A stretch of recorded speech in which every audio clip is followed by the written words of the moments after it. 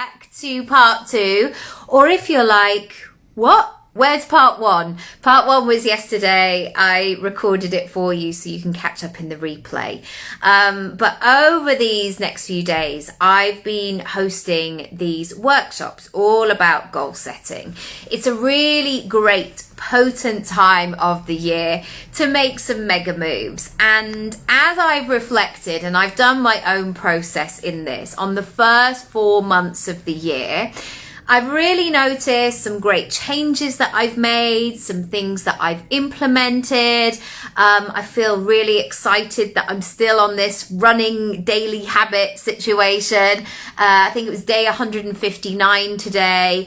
And to start that in November and to be going into May next week, knowing that this is still very much part of me, feels really exciting. It feels really expansive. I also know that there are so many things that I want to do this year. And for me personally, I've been thinking about where I need to step it up. And I'm quite careful about the way that I'm thinking about this, because I know that my old habits, my own patterns can be like, right, I've got to get up earlier, I've got to go to bed late, I've got to do all of the things. And actually it's about really leaning in to what's going to work for me, how I can show up in the best possible way and not feel like I have to do all of the things. I often think about it, you know, when you see the water, for example, you might go to the beach, and actually to do the thing that you're doing on that beach is more than enough. You don't have to be like, right, I'm going to go on a jet ski, I'm going to go water skiing, I'm going to go on a banana boat, I'm going to learn how to snorkel. You don't have to do all of those things. Sometimes you can just get to be in the sea, enjoying the sea, doing the things that you want to do. And I've really learned that the hard way when I've really pushed myself into all these corners. And already, I think for so many of us, our lives are really full anyway. We are all trying to do all of the things. So as we approach this next part of the year, I want you to be really gentle with yourself, and I want you to consider your way. The only thing that you need to do is to consider what's going to feel really great to you. I'm just putting some hand cream on. It's so chilly today. It's so cold. So let me just rewind about what we were talking about yesterday. So I introduced you to the magical triangle, and you can go back to part 1 and really go into the detail of what that was. But yesterday I shared with you 5 things that might get in the way in terms of your goal setting, and 5 questions or prompts that you can play with in order to continue moving forward. I spoke a lot about perfection. I spoke a lot about the importance of getting into the nitty-gritty detail of things. Again, it's so tempting to sort of make these large strokes of like, oh, it's this, or is thinking about this. And actually what we are looking for is detail. So we know where we are focusing. We know what is going to be our version of success for us. So without further ado, let me get back to my notes and we'll go into the next section. One of the things that many of us are perhaps seeking and are craving or waiting for is permission. And that has maybe stemmed from the fact that we were told to always ask, or maybe we watched a lot of Disney films and it's like, oh no, if you just dangle out the window for long enough, the prince will come to you. The thing is, when we are creating our own blend of life and business, we have to give ourselves permission to get stuck in, as my dad would say. And sometimes what that looks and feels like is you being the one to go first. Sometimes what that looks and feels like is you showing up as your whole self, even though those people around you in your world are like, whoa, I can't believe you said that on the internet. Maybe this is giving yourself permission to earn more income, to be in more places and spaces. Maybe it's your permission to do more than one thing. Maybe it's your permission to really carve out your version of life and business. I've always said this, and I'm not saying that this is an easy thing, but when I had a baby, my first baby in 2015, I knew that that wasn't it for me. I knew that I wasn't just going to be able to park all of my ambitions, all of my wishes, all of my dreams. And however lovely that narrative is, for many of us, A, it's not practical because many of us need to earn income as well. But secondly, there's so much good that can come from that process as well. And certainly as my children have got older, they're now 8 and 4 and they're at school, and often I'll be the one to walk them to school in the morning, and I will ask them questions of what are you doing today? What's on the agenda? What's the plan? And they are now at the point where they are asking me in reverse. They are watching what I'm doing. They are wanting to find out more about my hopes, what my dreams are, what I'm excited about. And it's much more of a dialogue. And I really want to have something to say in return, because I don't want to just say, well, I did 2 loads of washing today and I did a bit of work. I want to talk about really fantastic, brilliant things. So the way to play with this idea of permission is to recognize that it's okay to want what you want. And yesterday I spoke about this, that there are so many things that I don't want. There are so many things that I don't feel aligned with, I don't feel connected with, and yet I trust that. I trust that that thing is not for me, or like, oh no, I wouldn't like that. And so what I am learning to do is to have the equal amount of trust in all of the things that I really, really want to do. And another thing that can come up, especially when we make changes, especially when we become the next version of ourselves, sometimes there is a negative chatter underneath. So if we become this, maybe we'll disappoint people. Maybe we'll let people down. Maybe we'll surprise people, and not in a great way. But again, when I'm having this conversation, sometimes I would think, well, if I still go for these things, maybe I'll be less of a mum. Maybe I won't be able to give my children as much. And what I've actually found is when I give to myself and I really lean into that version of myself, I am a much better mum. I want to support my children in so many different ways. There are so many, and again, this is a next chapter of parenthood.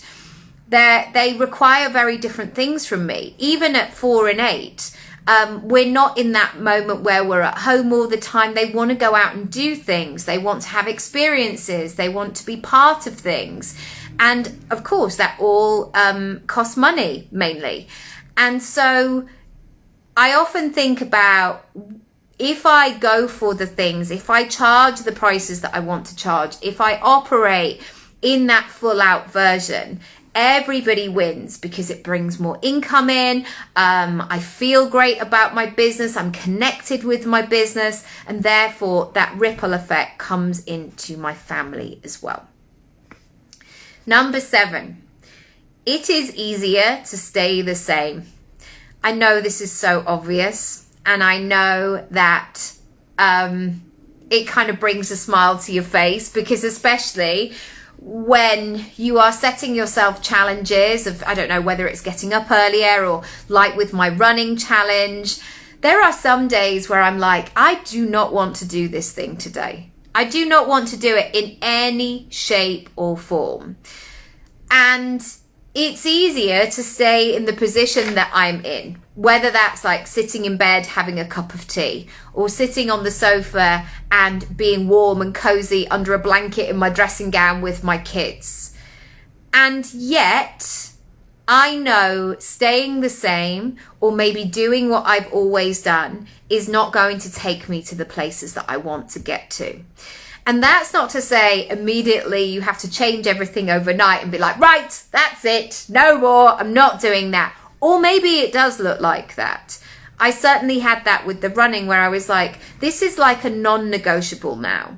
And I was saying to somebody the other day, for me to stop this process, it's actually going to take something really big, because I feel so proud of this streak that I've built up, this habit, this relationship that I've built. I'm not just going to throw it all away for nothing. It has to be part of my life. And the way to support this sense of, but it's easier to stay the same, can't I just do that thing? You have to know your why. So as we move into May, as we move into the next phase of the year, I want you to really consider what your why is. What is that story? What is that intention behind the scenes driving you forward? And if you don't know your why, or if it's not compelling, this is your invitation to get a better why, to really spend some time with it, to really question it, to think about, why are you doing all of this? And another thing that I have often played with, especially when it gets hard, especially when I want to stay the same, I look at alternatives and I say, could I actually do something different? Am I making life really difficult for myself? And often the answer that comes back is like, no, I'm not making life really difficult. Like, this is the thing that I want to do. So therefore, I have to reconnect with it. Therefore, I have to get more emotionally involved with it once again. So knowing your why. A really lovely thing to do with this is to write a big bubble in the middle of the piece of paper, know your why, and write out all of these strands. Why are you doing what you're doing in the world? Who do you want to help? What impact do you want to create? Is there a change? What is your contribution? What can you add to the conversation? I want you to go in deep. And also imagine all of the people that you can help with whatever it is that you do. Is it core memories that they're going to create by experiencing you? Is it going to have a ripple effect? And I've definitely seen this in terms of my coaching business, having had it for nearly, like 12 years now, including training. The amount of people that have come back to me over the years and given me updates, or come back and reworked with me and said, this has happened, I was thinking about this, and that plan that I made with you in 2017, that actually made space for the next thing, whatever it might be. So this is a really lovely place to play in, knowing your why. It will help you become emotionally connected. Number 8, the goal is too big.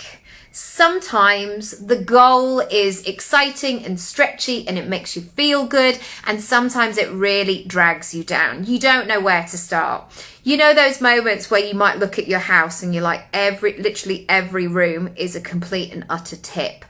And you might watch one video on Instagram and be like, oh my goodness, I've got some new storage containers and I'm going to organize like the other people on Instagram. And then you look at your own home and you're like, what an absolute mess. This is going to take way longer than I thought it was.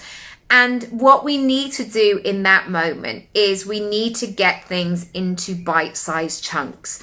So what happens at the beginning of the year often is that people write these long lists, like 2024 is about this particular thing. It's about all of these areas that I want to grow.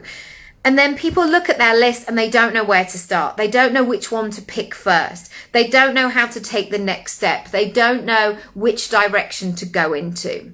And so if you are finding that you've got a big project or a big goal or something like that, I want you to break it down. Almost as if you were creating a Christmas lunch. If you just wrote down on a to-do list, make the Christmas lunch, it would just feel so overwhelming. And you'd just be standing in your kitchen, probably looking at a turkey, a load of spuds, gravy, loads of sides, Christmas pudding, and it's really overwhelming.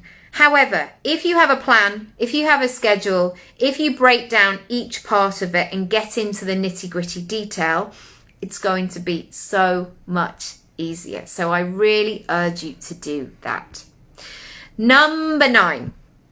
This is about following the SMART method. And goal setting and journaling and vision boarding and writing lists and all of that has really come into the mainstream. And yet I know there are so many people who are writing stuff down, but they're not getting what they want. They're not making the progress. They're putting something on a list and then hoping it will magically manifest itself. And yes, it's there 3 years later.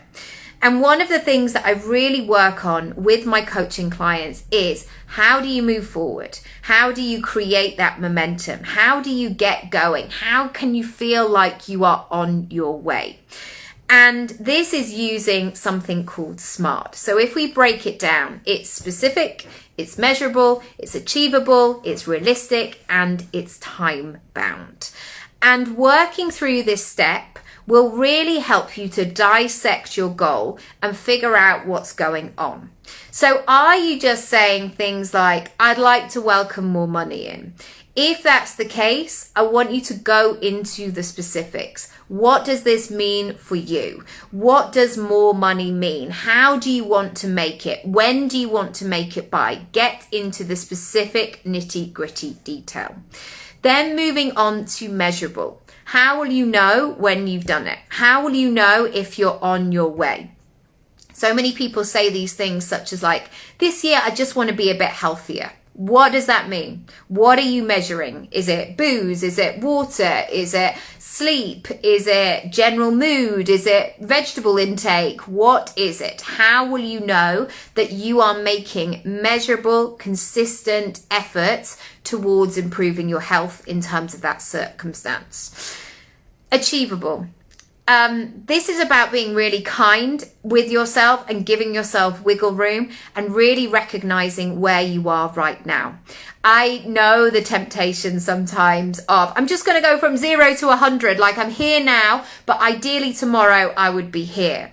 If you haven't built that muscle yet, if you haven't got to know that muscle, it's going to be really shocked if you suddenly go, let's make it happen. So likewise with the marathon, if you've never run before, if you haven't done any training, it's really not a good idea to do a marathon. I know mindset people will be like, well, if they really wanted it, if they put their mind to something, you can achieve anything. But we're trying to do these things in the most sensible way, I guess, here. So give yourself an achievable goal and don't just pluck things out of thin air. Equally, making sure that it's realistic. So I know that when I write goals down, sometimes I'm like, I'm going to work on this thing for 4 hours a day. And sometimes I have to check myself and go, hang on a minute, where is this 4 hours coming from? By the time I've taken my kids to school, brought them back, I've seen clients in the day, maybe I've been into town for an audition, maybe I've done a speaking gig, where is this random 4 hours a day coming from?